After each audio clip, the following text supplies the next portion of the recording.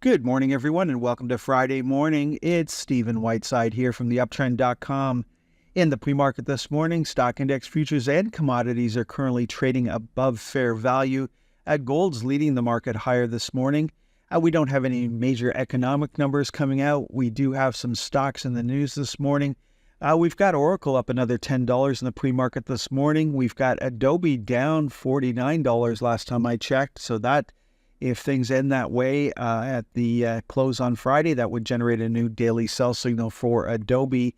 And then Boeing, which is a Dow 30 stock, is down again in the pre-market this morning. So certainly no change in trend for Boeing. Then looking at the VIX for the S&P 500 is back on a sell signal. We've got the S&P 500 back on a buy signal. Still waiting for the equal-weighted S&P 500 to give us a buy signal.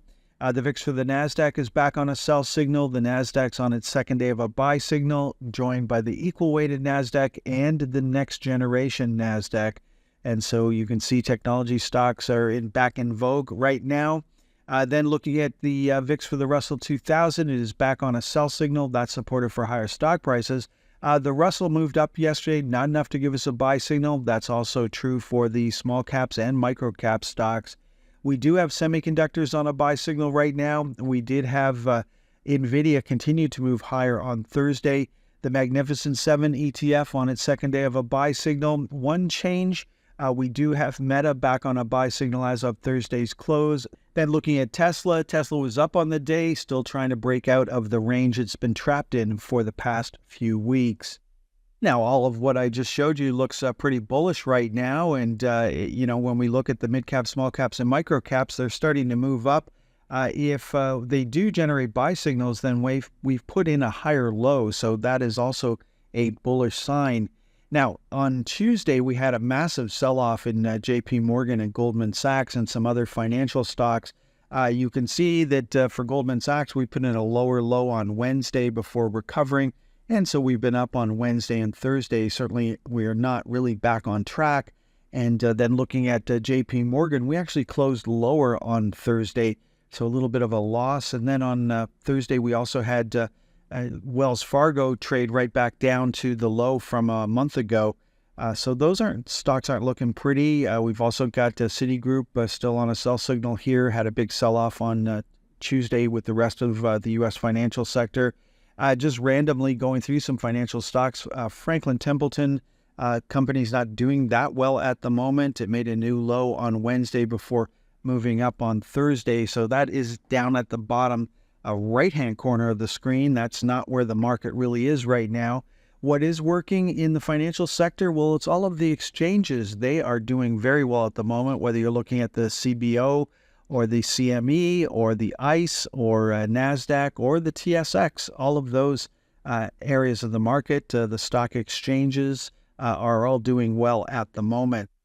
Now, looking at the Canadian market, a huge update on Thursday for the TSX, new high for the TSX 60, huge update for mid-caps, small caps, and micro caps.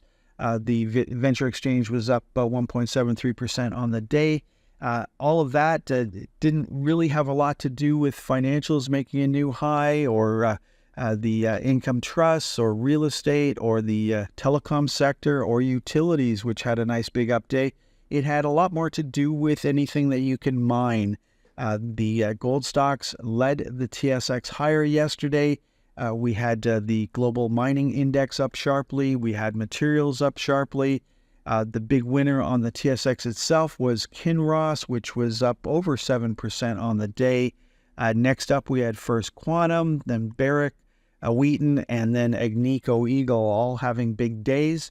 Not very many losers on the TSX on Thursday. The big loser on the TSX 60 was Circle K. The big loser on the TSX Composite was Tilray, and it touched the upper channel line during the day.